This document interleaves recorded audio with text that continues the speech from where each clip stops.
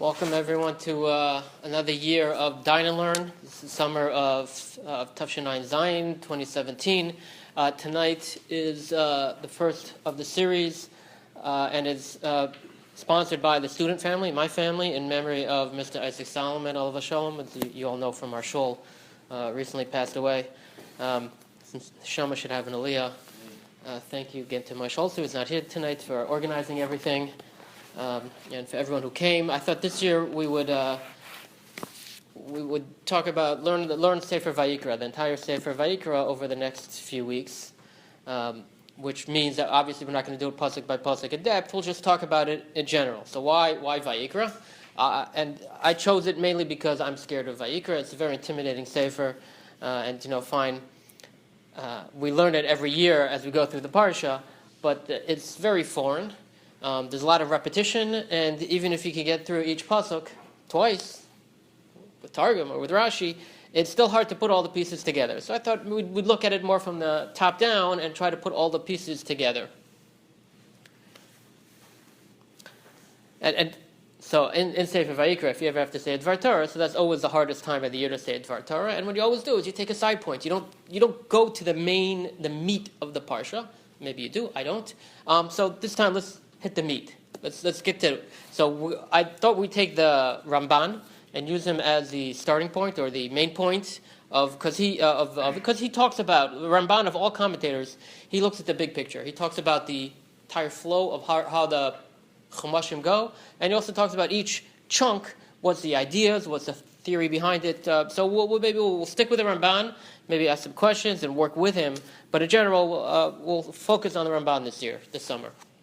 So what's the name of Sefer Vayikra? So there are three names generally used. One is Leviticus, which they say in English. It really comes from the Latin and the Greek. And then there's Sefer Vayikra, which we've been using. And then there's Torah's Kohanim. So where do they all come from? So Leviticus, I thought Leviticus comes from Levite, Levi, which is kind of strange because there's very little mention of Levim in the Sefer Vayikra. It's mainly Kohanim. So technically, if you go back in time in ancient history, in the Greek period, they used the word Levite to refer to the Kohanim, not Dafka the Levim, which is a little strange. You'd think Levite would be all the Levim, but actually in Tanakh also they've referred to HaKohanim HaLevim. The Kohanim who are Levim, so maybe Levim, but in general I don't like the name Leviticus because at least to us today it sounds just wrong. So let's focus on the names Vayikra and Torah's Kohanim. Vayikra, so where did the name Vayikra come? It's the first important word. Like all the Chumashim we generally talk about, we do take the first important word in the first pasuk or at the beginning of it, and that's what we call the Sefer. Breishis bara. Shmos ve'ela Shmos. Vayikra is the first word, but it's strange because it doesn't seem like an important word. Vayikra. Bamidbar, what's the first word of Bamidbar is Vayidaber. We don't call it Vayidaber. We look for the important word and we call it. So why? It's a question I'd like to pose. Why do we call it Sefer Vayikra? So Torah's Kohanim, we understand, because Sefer Vayikra is mostly about Karbanos, right? And Karbanos, who does the avoda, who works with the sacrifices in the Mishkan and the temple? It's the Kohanim. So we understand why we would call it Torah's Kohanim, because mainly the laws that the Kohanim have to observe, or that refer to them. So here's the question I'd like to pose, and I'd like to answer in the time that we have, is which name is best? Of the three, we already said Leviticus is not such a great name. Vayikra or Torah's Kohanim, which is a better name? It's not such a great kasha, right? It's not. But I think we could work with it and come up with an answer that is a little meaningful. So what's the book about? What's Sefer Vayikra about? So the Ramban, surprisingly, has an introduction to Sefer Vayikra. And to understand the introduction, first you have to take a step back and think about what is Sefer Breishis about and what is Sefer Shmos about. Breishis is about the beginnings of the nation. Adam, Noach, Avram, Yitzhak, Yaakov, and the Shvatim. It's about the Avos, the patriarchs in general. The broader picture starts with the creation, but it really tells the story of all the background to the beginning of Am Yisrael. The food is here. So what is Shmos about? Shmos, the Ramban says, fascinating comment that he makes. Shmos, he says, is about Galus and Geula. We're in exile, we're in Egypt, we're redeemed, And what's the climax of the Geula? You think it's Yetzias Mitzrayim? No. You think it's Kriyas Yamsuf? No. It's Har Sinai. Har Sinai, when the Shekhinah comes down and rests among us, that is the climax of the Geula. And then, but that's only half of Sefer Shmos, right? Then you have Truma, Tetzaveh, Kisisa, Vayikra, Pekudei. And what's that about? That's about the Mishkan. Chet Egel in the middle, but it's really about the Mishkan. So says the Ramban something very interesting in Parshas Truma. The Mishkan is all about taking Har Sinai with us as we travel. Har Sinai is when Hashem brings His Shekhinah to us, and then the rest of Shmos is continuing that. How do we continue Har Sinai throughout the rest of our lives? And that is through the Mishkan. That brings us to the end of Sefer Shmos. Beginning of Vayikra, says the Ramban, what's Vayikra about? Vayikra is about... It's about, so he says, Kasher haya sefer echad be'inyan hagalus ve'geula mimenu. Just like Shmos is about the galus and the geula, v'hishlimo be'inyan ol moed ukvod Hashem, and it continues, it finishes with the ol moed, the Mishkan, and Hashem being among us. Asher milei et Mishkan. Sivahu be'karbanos over mishmar Mishkan. Then he teaches us. Sefer Vayikra is teaching us about how to keep the Mishkan, how to do the karbanos. Sheyu ha-karbanos kapar lahem. So what's he saying? He's saying, in order to keep the Shekhinah among us, we need to be pure. How are we pure? Karbanos are a kapara for that. For any sins that we do, karbanos are a kapara. So the Ramban has a problem. You have the outline in front of you. I did it by every chapter in Sefer Vayikra. Now the problem with the chapter is that it was really set by the Christian printer who first printed the Bible. He chose the chapters, and he didn't always choose so well. So if you really wanted to break up the Sefer better, there are better ways of doing it. The first person to do that in English was Rabbi Aryeh Kaplan. In his Living Torah, he breaks it up by the parshas. And then he gives some explanation of what each parsha is about, some description. But I went the easy path, and I just did every chapter, and I tried to describe what is talked about in each chapter in Vayikra, all 27 chapters. And you'll see, up to chapter 7? That's Karbanos. Then there's another 20 after that. It's not all about Karbanos. So the Ramban, he says, Sefer Vayikra is all about Karbanos. And in fact, we'll do Karbanos in probably 2 weeks. The rest of the summer is about everything else, because there's just so much juice in Sefer Vayikra. Karbanos is only the beginning. So the Ramban is stumped. He struggles. He says, V'hinei rov ha-sefer hazeh b'karbanos. Most of the Sefer is about Karbanos. It's not really.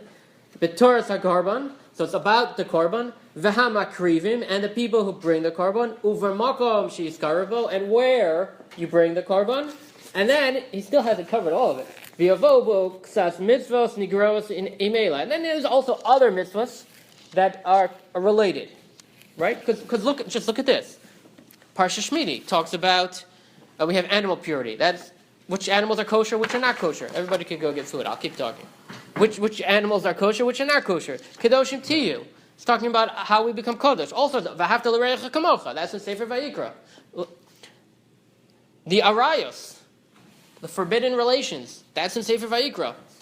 So Ramban has to say that either, and he says this, either that causes the Shekhinah to leave us, or if you violate those averos, then you have to bring a korban, right? Once he says that, he's kind of just opened the door to anything. So many sins, so many averos. If you do them, you have to bring a korban. So right there, he pretty much allows for everything. So it's you can see the Ramban is struggling with how do you make Sefer Vayikra all about karbanos? It's Torah's Kohanim, but it isn't really. So Barbanel has a fascinating insight. The Barbanel says there are 2 parts to Sefer Vayikra.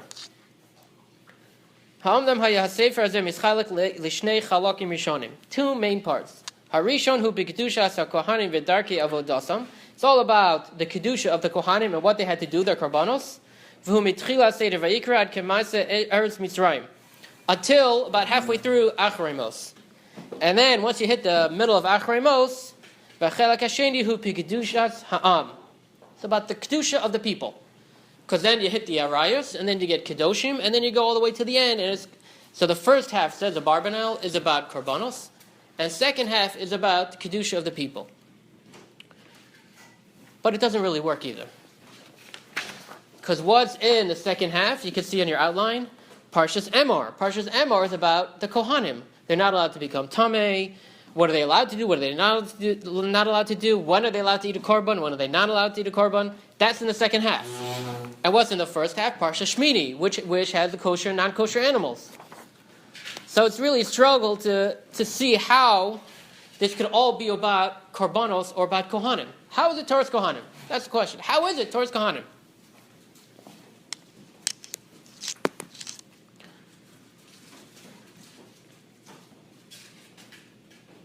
So the Abarbanel says something else that's interesting. I thought it was fascinating. Lefi shehaisa kedushas ha'am misyacheses lekedushas hakohanim. Because the kedusha of the people is directly related or comes from or causes the kedusha of the kohanim. Ukedushas hakohanim mekadeshes es ha'am. The people bring kedusha to the kohanim, and the kohanim bring kedusha to us. So he's saying that. Well, also they do all the avodah of the korbanos. So if we have to bring a korban, use the kohen. And then so how do we bring kedusha to them? Because without us, they're useless, right? What happens if you have a minyan only of kohanim? Who do they duchen to? There's nobody for them to duchen to. I think the halacha is that they don't duchen. I didn't look it up, but that's what I assume. They don't do birkas kohanim if there's nobody for them to bless. They need us and we need them. So let's take a step back. Vayikra. What's the first word of the Sefer is Vayikra. So what does that mean? So there's a machlokes what that means. Why? If you look in the first pasuk is redundant, unusually redundant. It's Vayikra El Moshe. So Vayikra. Vaydaber Hashem Elav. Vaydaber. Me'ol Moed Lemor. 3 words that say speak. So why do you need 3? Sometimes you have 2, but why do you need 3? So Ramban says, why does it start Vayikra? Because we just learned about the Mishkan, and that Hashem's Shechina is in the Kodesh Kodashim, it's in the Mishkan. So Moshe Rabbeinu was scared to go into the Mishkan. He was scared to go into Ohel Moed, because he knew Hashem's presence was there, and he was scared. So therefore Hashem had to specifically say, it's okay, come on in, Moshe.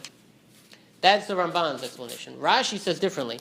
Rashi says, what is Vayikra? Vayikra is Lashon Chiba.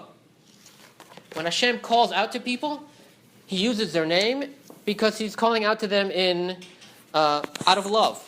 He's basically saying, come here, my friend. Come here, Boychik. He's trying to bring you in. So according to the Ramban, Vayikra is just a special word, special halacha for Moshe Rabbeinu. According to Rashi, it's for everybody. Hashem wants to bring us closer to Him. He uses Lashon Chiba. He wants us to come to Him. So according to Rashi, I'd like to say, according to Rashi, what is Vayikra, the word that we use to refer to the entire Sefer? Vayikra represents Hashem calling out to us to bring us closer. It's about the Kedusha not only of the Kohanim, who help us become Kadosh, it's the Kedusha of the people. And so the name Vayikra refers to what the Abarbanel was saying, is that the whole Sefer is not just about Kohanim, it's not just about Korbanos, it's about Kedusha of the entire people.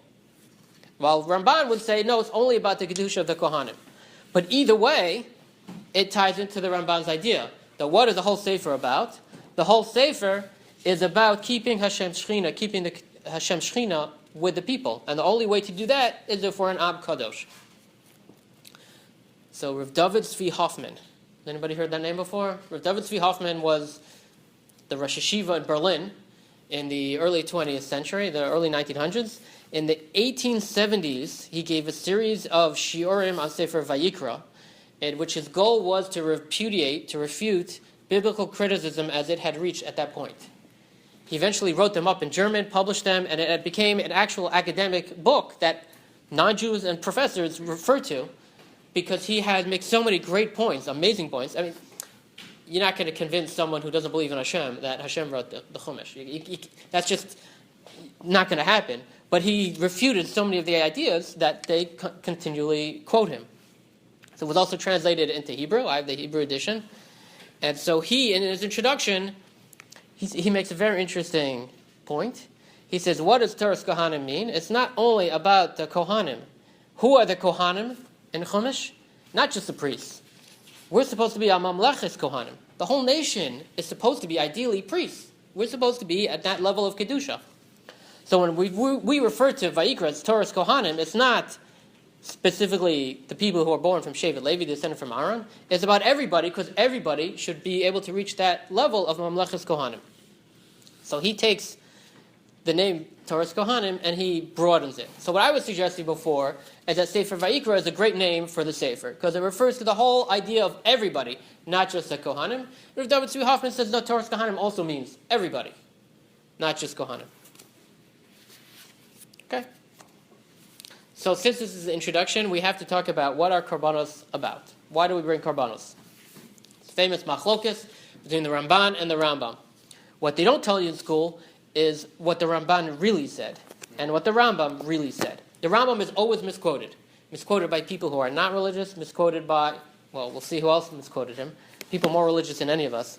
So the Rambam is often quoted as saying, Karbanos were needed back in those days, but we don't need them anymore. That's how people who are not from, let's say, at one point the Reform removed all references, and conservative, all references to the sacrifices from their siddur. I once found a siddur in the YU base medrash, a conservative siddur. So I was a troublemaker, so I brought it to Rav Hershel Shachlin, and I said, what should I do with it? Should I burn it? So I said, look at the brachas. They changed some of the brachas at the beginning. And he said, really? He's like, that's not the big problem. The big problem is, and he flipped to Musaf, and there are no karbanos there. He said, they took out the karbanos. That's the real problem. That's kfira. So I said, okay, no, so what should I do? Should I burn it? He said, no, don't burn it. He said, put it into shemus. And he also said, don't put it into YU shemus, because someone might take it and daven from it. He took it to broilers and put it in the shemus there.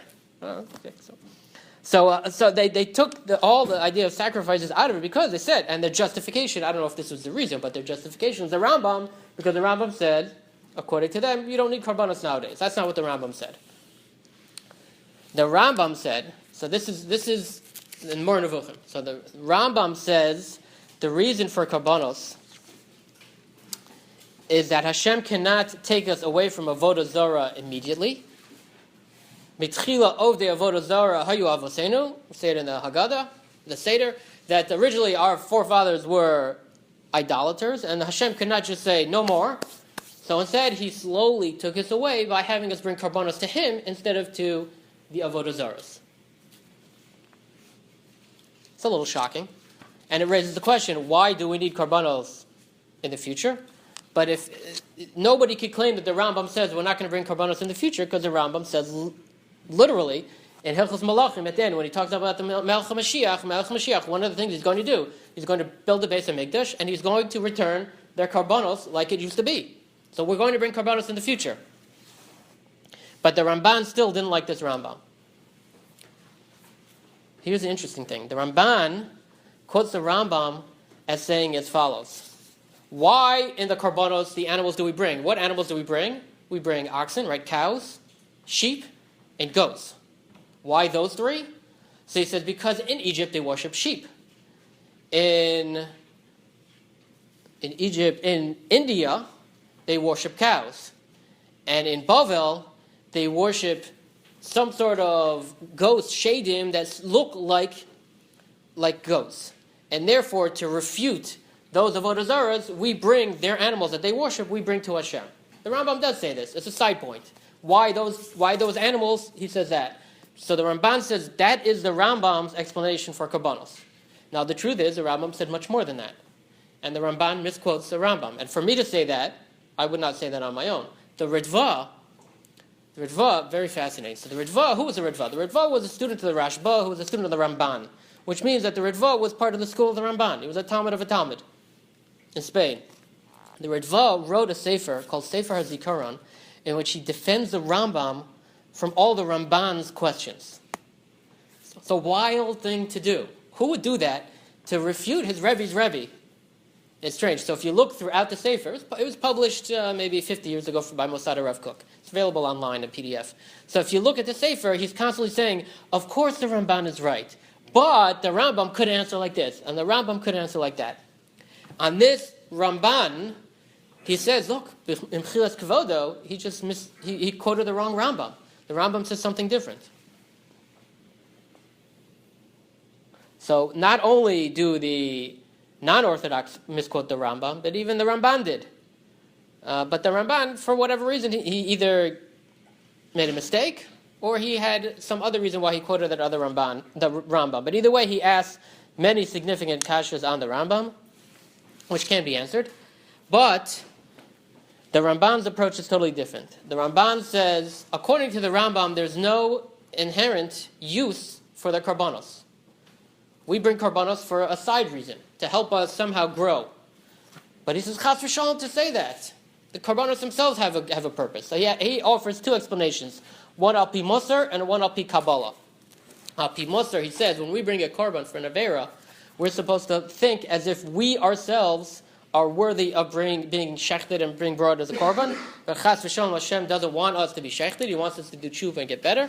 But it's a Moser for us. When we bring the animal, it's sort of a shock that this is the seriousness of the avera. It's to inculcate in us the seriousness of averas. That's al pi Moser. Al pi Kabbalah, I can't really explain it, but somehow when we bring karbanos, it makes difference in Shemaim and things move around and become better that way. I don't claim to understand that, but that's somewhat in the Ramban.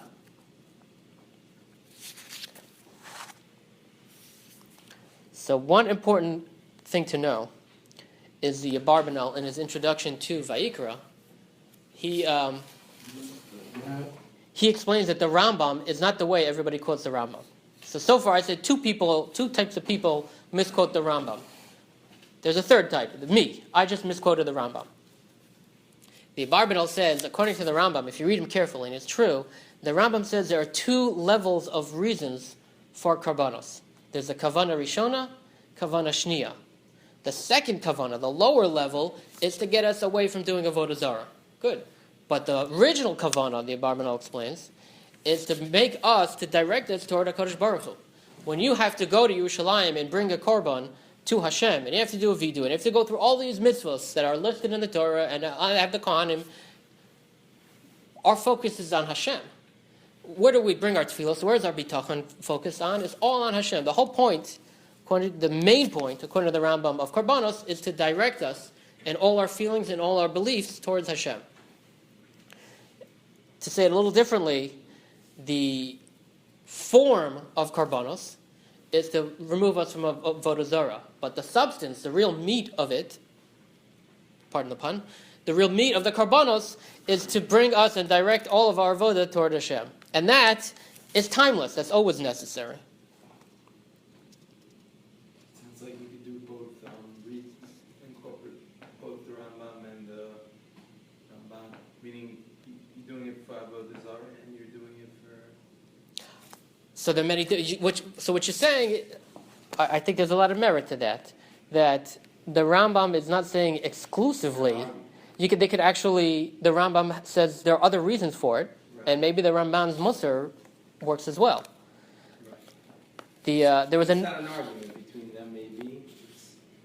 Right. The way we look at it, I mean, Ramban was literally arguing on the Rambam, but there was another attempt by the Or Sameach, the Meshech Chachma. He wanted to say that there's such a thing as a private altar, a bama. So he wanted to say the Rambam's explanation applies to a bama, that there was a time period where anyone could go to their backyard and bring a korban to Hashem. So that, the backyard korban, that was to take us away from doing avodah zarah, because they used to do avodah zarah in their backyard. So instead of doing that in their backyard, they're only allowed to bring a korban to Hashem. But the Beis Hamikdash, that has a bigger reason. And he says that's according to the Rambam. So you can read the Rambam on the Bama and the Ramban on the Beis Hamikdash. That's the Or Sameach. But I think I like where you're going. And in general, Shaya, you hit on a very important point. The Rambam doesn't believe he has the exclusive explanation for any mitzvah. When he goes through the Tamei mitzvahs, he says, I'm only explaining what I see, what I think. There's much more depth to it. And the Rambam actually says something very interesting. He says all of his explanations, they can explain a mitzvah in general, but when you go down to every prat, every halacha, he says the explanations don't work. maybe it's some sort of a chok or something, but the explanations there's a limit to the explanation.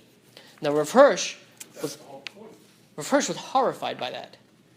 He said, Chalila v'chas, every prat, every detail in a mitzvah can teach us about the hashkafa of it. Every detail has some hashkafic meaning, and he created his own system of understanding the mitzvahs, which is different from the Rambam. He thought the Rambam was wrong about that. But the Rambam, his belief is that everything is commanded by Hashem, but we can't necessarily understand it all. We can only give the best that we can understand. It's, Rav Soloveitchik used to say, Tam eha mitzvah. So what's a tam? Tam is a taste. All we have is a taste of the mitzvah. We don't really know what it's all about. It's all about the Ritzon Hashem, which is infinitely deep. We get whatever taste we have, whatever meaning we can find in it. That's the tam eha mitzvahs. So we're out of time. Do we have a minion? Not yet. So we have 2 more minutes. Let me tell you how I understand the Rambam. So why would we bring karbanos bisman hazeh or in the future if it's all about taking us away from avodah zarah?